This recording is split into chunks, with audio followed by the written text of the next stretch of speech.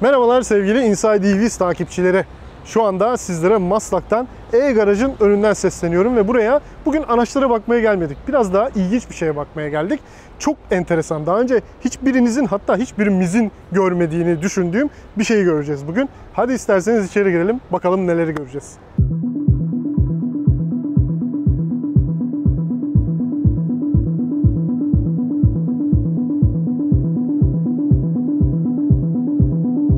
Siz şimdi showroom'a gireceğiz zannettiniz ama showroom'u pas geçtik ve hemen servise gidiyoruz.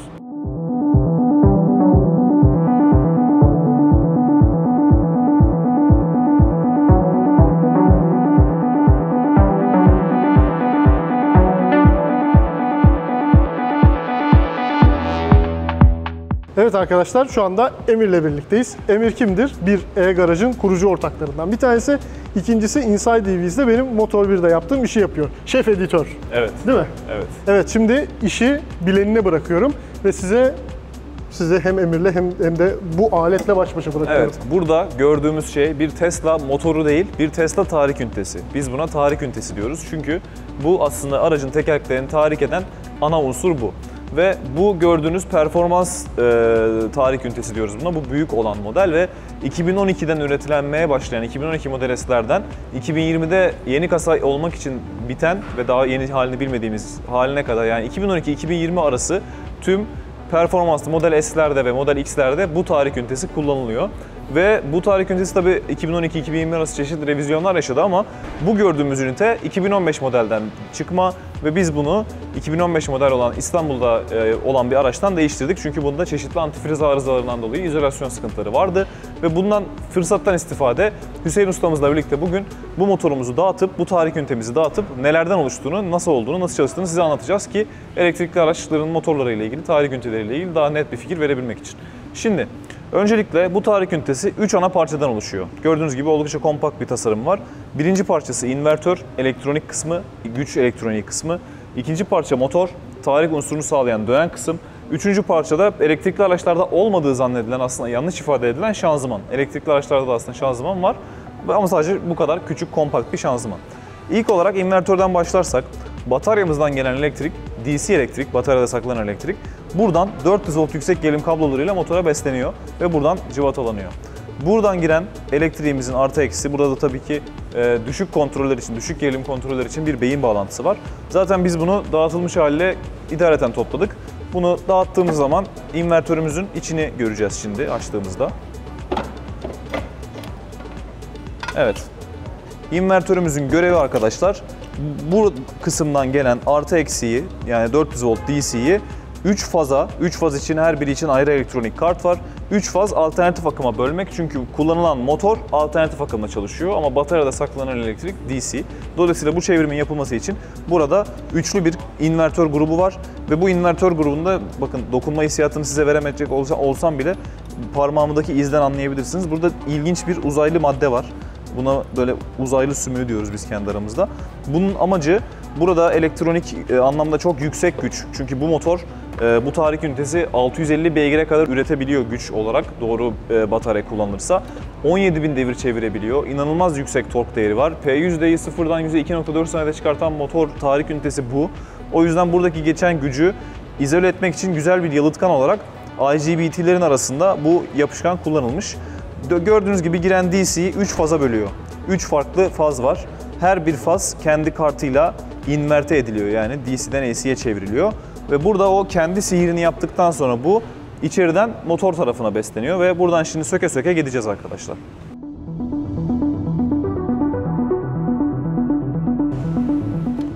Evet. Gördüğünüz gibi burada soğutma kanalı çıkışlarını görüyorsunuz. Giriş ve çıkışlarını. İnvertör tarafında, yani bu tahrik ünitesinin tamamında ciddi bir soğutma sistemi var ama invertör tarafında da her kart grubunun kendi soğutma haznesi var. Çünkü elektronik olarak çevrilirken ciddi ısı ortaya çıkıyor ve bu ısının tahliye edilmesi lazım. Biliyorsunuz Model S'ler pistte çok başarılı değil, hızlı ısınıyorlar çünkü bu motorda kullanılan soğutma sistemi motorun verdiği güç kadar iyi bir soğutma sistemi değil. Soğutma sistemini daha anlatacağım ama yani tek bir kanal, tek bir hattan her yerde dolaşıyor. Motorda da, şanzımanda da, bakın burada şanzımanın yüzey alanı artırılmış soğutma pinlerini görüyorsunuz. Bir heat sink mantığında burada şanzımandan ısı alınmaya çalışılıyor. Buradan motor tarafına gönderiliyor ama hepsi aynı paralel hat.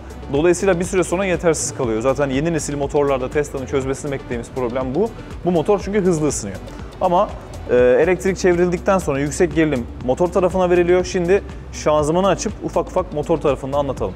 Şimdi motoru bir önce tarih kısmını anlatmak için motoru döndüreceğim. Bu arada arkadaşlar ünitenin toplam ağırlığı yaklaşık 140 kilo. Bu 140 kilodan 450 ile 650 beygir arası alabiliyor olmamız bayağı inanılmaz etkileyici bence içten yanmalılara göre. Şimdi motor tarafında arkadaşlar iki ana parça var. Statör ve rotor. Statör sabit duran yani stator, sabitlikten gelen bir parçamız. Rotor da dönen ve esas tahriyi oluşturan parçamız. Bunların ikisi de manyetikli değil. Model 3 motorunun aksine bunlar manyetik olmayan, elektromanyetikle çalışan parçalar. İçindeki bakır sarmallara reaktif elektrik verildiği zaman burada bir elektromanyetik alan oluşuyor. Bu elektromanyetik alan döndürüldükçe yine elektromanyetizma ile manyetik özelliği kazanan rotor o alanı takip ediyor. Ve gördüğünüz gibi son derece basit, sürtünmenin minimum olduğu, yağlama ihtiyacının en azından bu kısımda olmadığı, içten yanmalıya göre çok daha basit. İşte partikül filtresi olmayan, yağ filtresi olmayan, kayışı olmayan, yani çok daha basit bir sistemle burada tahrik oluştuğunu görüyorsunuz. Sadece oluşan manyetik alan döndürülüyor ve manyetizma, ortadaki manyetizma mekanizması da bu manyetik alanı takip ediyor. Ve bu şekilde 650 beygir alabiliyorsunuz. Peki burada dönme hareketini aldığımızda tekerleklere bunu nasıl aktarıyoruz? Bir şanzıman var çünkü motor direkt olarak aksa bağlı değil. Aksa bağlı olan kısım burası. Yani tek oranla bir düşürme yapılıyor. Şanzımanın içini inceleyecek olursak da burada tek oranlı bir düşürme görüyorsunuz. Bu tek oran yanlış bilmiyorsam 9.73'e 1 oranda düşürüyor ve tek oran dediğim gibi normal bir içten yanmalı arabadaki gibi birinci vites, ikinci vites, üçüncü vites yok çünkü içten yanmalı motor o kadar aslında verimsiz bir motor ki maalesef insanoğlu 100 yıldır optimum devirde tutabilmek için vites diye bir şey icat etmiş. Yani hep 3000 devirde, 2000 devirde neyse o motorun en verimli devri orada tutabilmek için devamlı olarak bir debriyaj, bir aktarma organı, bir değiştirme, oran değiştirme gibi şeyler var bu kompleks dişlilerin içinde. Elektrikli motorlarda tork yüksek olduğu için, tork çok yüksek olduğu için bu vitesi yapmak daha da zor çünkü kopartabiliyor çok ciddi tork olduğu için. Burada da gördüğünüz gibi tek oranlı bir şekilde düşürme oluyor ve aksa çıkış veriliyor. Burada gördüğünüzde aslında diferansiyel, basit bir mekanik diferansiyel mantığı var burada. Esas diferansiyel tabi dijital olarak beyin tarafından yapılıyor, ön arka arasında ve yanlar arasında ama bu iki tekerleğin aslında birbirinden bağımsız dönebilmesini virajlarda izin veren şey. Ve tahrik ünitesinin içine gördüğümüz tek yağlı kısım bu şanzımanın içindeki dişliler. Burada gördüğünüz bir yağ pompası var. Bu yağ pompası motorun kendi devriyle çalışıyor. Ayrı bir motor içinde bir elektronik pompa yok. Herhangi bir elektroniğe ihtiyaç duymuyor. Alttan aldığı yağı yukarıya bırakıp dişlerin yağlanmasını sağlıyor. İstiyorsan usta yerine koyalım. Buradan yağı yukarıya pompalayıp yukarıdan bırakıyor. Aslında çok basit, yer çekimiyle ve motorun kendi devriyle çalışan bir yağlama sistemi var. Buradaki yağ, buradaki şanzıman yağı oldukça düşük oranda ve bu yağın aracın ömrü boyunca değiştirilmesi gerekmiyor genelde. Çok ciddi bir aksilik olmadığı sürece ama gerek olursa değiştirilebiliyor ve elektrikli arabadaki tek yağ kullanılan kısım aslında bu şanzımanın içindeki yağ. Buradan da zaten invertör grubundan motora beslenen 3 fazı görüyorsunuz. İlk 3 tane kart görmüştük ya dışarıda. Bu 3 tane kart tek giren DC elektriği 3 faza bölüyor ve 3 faz motora besleniyor. Bu 3 faz verildiği zaman da motorumuz reaktif enerjisiyle elektromanyetik alanı oluşturup torku oluşturuyor, dönüyor. Bu dönme tek oranlı olarak 9.73'e 1 oranıyla aksa aktarılıyor ve araba hareket ediyor. Aslında olabildikçe basit bir sistem var ve çok küçük bir alanda çok yüksek bir güç olduğunu görüyoruz. Benim ilave edeceğim buna ekstra bir şey yok. Eğer soru varsa soru alayım. Emir'i alkışlıyorum gördüğünüz gibi. Yani bir mühendis olarak kenardaydım ama kafamda notlar aldım. Bunları eve gidip çalışacağım şimdi. Teşekkür ediyoruz Emir'e. Valla soruları zaten şeyimizin altında, videomuzun altında alacağız. Evet. Onlara ekstra olarak ben yorum olarak zaten cevaplarım. Aynen. Aşağıdaki cevapları zaten daha ne soralım yani diyorsun şey yok, tek oranlı şanzıman var. Zaten hani çok oynar parça yok. Onu ya bile bu 10 dakika aslında anlattık. bugünün elektrikli araba teknolojisine göre eski teknoloji bile kaldı. Çünkü bu 2012 model S'lerden itibaren arabalarda var. Yani 2009-2010'da geliştirildi. Aslında Tesla'nın 10 yıllık teknolojisine bakıyoruz. Tesla'nın bugün kullandığı Model 3 motorları mesela demin gösterdiğim rotorda, içeride duran sabit parçada sabit manyetikli kullanıyor. Diğer arabalar gibi Audi, BMW de hepsi sabit manyetiğe geçtiler çünkü daha verimli.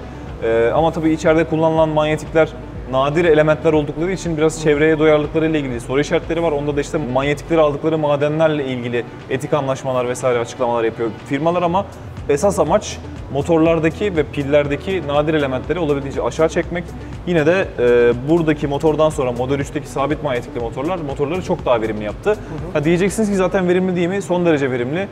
İçten yanmalı motorun aksine bu kullandığı enerjinin %90'ını mekanik enerjiye çevirebiliyor. Ve aynı zamanda yavaşlarken de uygulanan dirençle buradaki oluşan elektrik aynı bir bobin mantığında düşünelim. Burada AC elektrik oluşuyor. Çift yönlü çalışıp bu sefer elektrik invertöre AC olarak verilip invertör DC'ye çevirip bataryayı şarj edebiliyor. Buna da rejenerasyon diyoruz. Benim en sevdiğim şeylerden bir tanesi elektrikli otomobillerde. Çünkü biliyorsun zaten artık içten yanmalı motorlarda ayağını gazdan çektiğinde zaten ateşleme bitiyor ve sıfır tüketiyorsun. Tamam, iyi güzel ama elektrikliler bir adım ötesini yapıyorlar Evet. bunun. Bir de şarj ediyorlar. Yani En çok dağdan inerken bunu seviyorum. Aynen Çünkü öyle. dağdan inerken millet balata eskitiyor. Ben 135 bindeki Tesla Model S aracımda hala daha balatanın yarısındayım. Balataları neredeyse kullanmıyorum. Bence o çok güzel bir şey. Zaten bu %90 çeviriyor dediğim gibi yani. Harcadığı enerjinin %90'ını mekaniğe çeviriyor. Sabit manyetikli olanlarda bu hem kullanılan, invertörde kullanılan AC-DC çevirmeleri IGBT'lerden silikona geçti. Öyle bir duyum aldım araştırmalarından. Aynı zamanda da verimlilik de %90 civarlarından %95 civarlarına çıktı. Ve ses üretmiyor, ısı üretmiyor. Biliyorsun içten yanmalı motorda çıkan ses aslında enerji kaybını temsil ediyor. Çünkü 100 birim enerji harcarsan hani bir dinozorun ölüp toprağın altında 1 milyon yıl geçirip petrole dönüşmesiyle oluşmuş enerjiyi sen alıyorsun. Bunun 100'ünü harcıyorsun, 30'unu hareket haline getiriyorsun, 70'i ses, çevre kirliliği, gürültü olarak Işık, bir daha geri onlar alamayacağın da. enerji Tabii. olarak yok oluyor. Egzoz gazı olarak atmosfere karışıyor. Aslında tamamıyla safi israf. O yüzden elektriğe dönmeliyiz arkadaşlar. Bu mesajla elektrikçi da arkadaş. teşekkür edebiliriz. Yani. Evet, hakikaten çok teşekkür ediyoruz bu verdiğim bilgiler için. İşi uzmanına bırakmanın böyle bir avantajı var işte arkadaşlar, görüyorsunuz. Çok teşekkür ederim. Rica ederim. Görüşmek üzere. E-Garaj'a herkesi bekliyorum. Elektrikli dünyaya adım atmak isteyen. Burada alternatif bir ekosistemle araç sahibi olabilirsiniz. Servis yapabilirsiniz araçlarınıza. Bize sorular sorabilirsiniz. Şarj istasyonu alabilirsiniz. Elektrikliye geçiş için tek adres.